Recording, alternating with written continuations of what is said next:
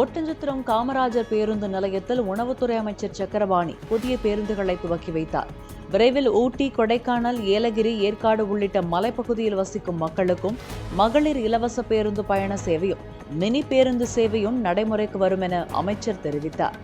கொடைக்கானல் செல்கின்ற வடநாடு பகுதி, கொடைக்கானல் செல்கின்ற மக்களாக இருந்தாலும் சரி, வால்பாறை, நீலகிரி, ஏலகிரி, அதே மாதிரி ஏற்காடு, ஜபாது மலை, இப்படி கல்வராயன் மலை போன்ற மலைப்பகுதிகளிலே செல்கின்ற பேருந்துகளிலே செல்கின்ற பெண்களுக்கும் விரைவில் அந்த பேருந்து வசதி ஏற்படுத்தி கொடுக்கப்படும், கட்டணமில்லா சலுகை ஏற்படுத்தி கொடுக்கப்படும் என்று மாண்புமிகு முதலமைச்சர் அவர்கள் அறிவித்திருக்கார்.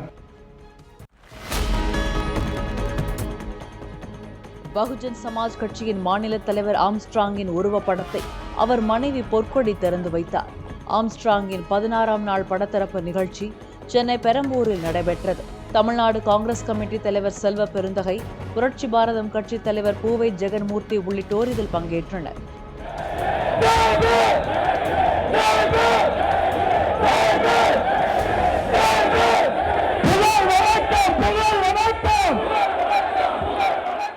முன்னதாக ஆம்ஸ்ட்ராங் மகள் பிறந்தநாள் விழாவில் நடைபெற்ற சுவாரஸ்ய நிகழ்வுகள் அகண்ட LED திரையில் ஒளிபரப்பானதை கண்ணீர் மல்க அவரது மனைவி பொற்கொடி பார்த்து கொண்டிருந்தார். தனது தந்தை இறந்ததை அறியாத 1.5 வயது சிறுமி ஆம்ஸ்ட்ராங் புகைப்படத்தை வைத்தபடி அங்குமிங்கும் நடமாடியதைக் கண்டு அங்கிருந்தவர்கள் கண் கலங்கினர்.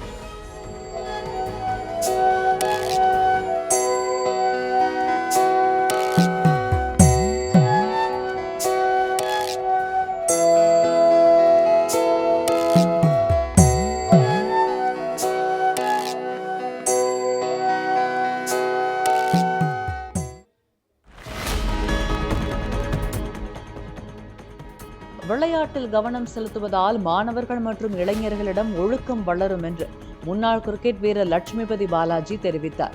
கிருஷ்ணகிரி மாவட்டம் ஒசூரில் காவிரி மருத்துவமனை சார்பில் தொழில் நிறுவனங்களுக்கு இடையே நடத்தப்பட்ட கிரிக்கெட் போட்டியில் வெற்றி பெற்ற அணிகளுக்கு கோப்பைகளை வழங்கிய அவர் பின்னர் பேசிய போது இவ்வாறு கூறினார். எல்லா ஊர்லயும் இது நடக்கணும், எல்லா ஊர்லயும் இனிஷியேட்டிவ் பண்ணணும்.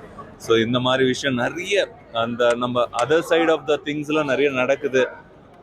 தவிர்க்கக்கூடிய விஷயம் அது இது மாதிரி நல்ல விஷயம் பண்றதால நிறைய ஒழுக்கங்கள் வரலாம், மக்களுக்கு நிறைய விஷயங்கள் டைவர்ட் ஆகலாம். ஸோ இந்த மாதிரி விஷயம் நிறைய வரணும்னு நான் எக்ஸ்பெக்ட் பண்றேன். ஜெனரேஷனா ஒரு அதுக்கு எந்த ஏஜும் தேவையில்லை, எந்த ஏஜ் ரெஸ்ட்ரிக்ஷனும் தேவையில்லை. ஸோ எல்லா ஏஜ் குரூப்புக்கும் ஒரு இன்ஸ்பிரேஷனா இருக்கு. இது மாதிரியான ஒரு நல்ல ஒரு விளையாட்டு துறையில ஒருங்கிணைப்பு பண்ணக்கூடிய ஒரு ஆர்கனைசேஷனா இருக்கிறாங்க காவேரி ஹாஸ்பிட்டல். ஸோ நல்ல விஷயம். Wish you all good luck for you guys.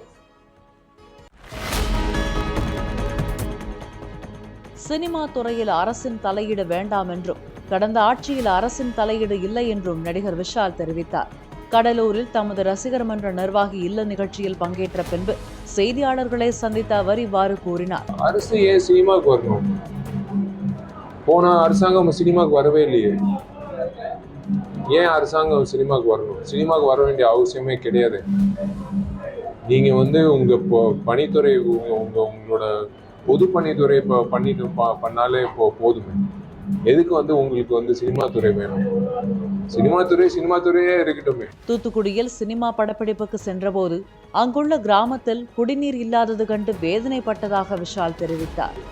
இது சும்மா நான் ஷூட்டிங் போயிட்டு குடிநீர் இல்லாமல் ஒரு கிராமத்தில் இருந்தது. ஏங்க 70 வருஷம் கழிச்சு குடிநீர் இல்லாமல் ஒரு கிராமம் இருக்குன்னா தூத்துக்குடியில் அது பார்க்கறதுக்கு அசிங்கமாக இருக்குது. நம்மளுக்கு தண்ணி குடிக்கிறதுக்கே ஒரு மாதிரி வருத்தமாக இருக்குது. கோவில்பட்டி கிருஷ்ணா நகரில் உள்ள செயற்கை புல்வெளி ஹாக்கி மைதானத்தில் 17 வயதிற்கு உட்பட்ட பள்ளி மாணவர்களுக்கான 3 நாள் தென் மண்டல ஹாக்கி போட்டி நடைபெற்றது. இறுதிப் போட்டியில் 7-2 என்ற கோல் கணக்கில் கோவில்பட்டி வ.உ.சி. அரசு ஆண்கள் மேல்நிலைப் பள்ளி அணியை வீழ்த்தி திருநெல்வேலி விளையாட்டு விடுதி அணி வாகை சூடியது.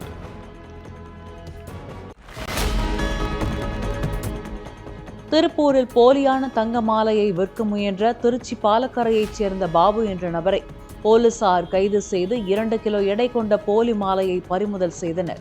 திருப்பூர் காந்திநகர் ஜீவா என்பவரை நம்ப வைத்து தங்க மாலையை கொடுக்க முயன்றுள்ளார். நகைக்கடையில் சோதித்து பார்த்துதான் வாங்குவேன் என்று ஜீவா கூறியதால் தப்பித்துச் செல்ல முயன்ற பாபுவை பிடித்து போலீசாரிடம் ஒப்படைத்தார்.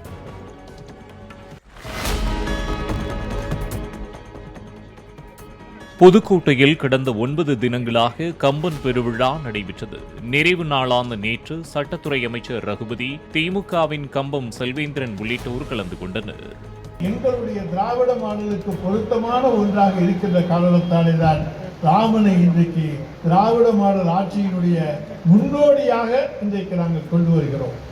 தந்தை பெரியாருக்கு முன்னால், பேரறிஞர் அண்ணாவுக்கு முன்னால், டாக்டர் அம்பேத்கருக்கு முன்னால், தலைவர் கலைஞருக்கு முன்னால், இன்று நம்முடைய தலைவர் தளபதிக்கு முன்னால் இந்த திராவிட மாடல் ஆட்சியை முன்னெடுத்து சென்றிருக்கின்ற சமூக நீதியினுடைய காவலர், சமத்துவம், சமூக நீதி இவற்றை எல்லாம் போதித்த உலகத்திற்கு எடுத்துச் சொன்னவன், எல்லோரும் சமம் என்று சொன்ன ஒரே நாயகன் ராமன்.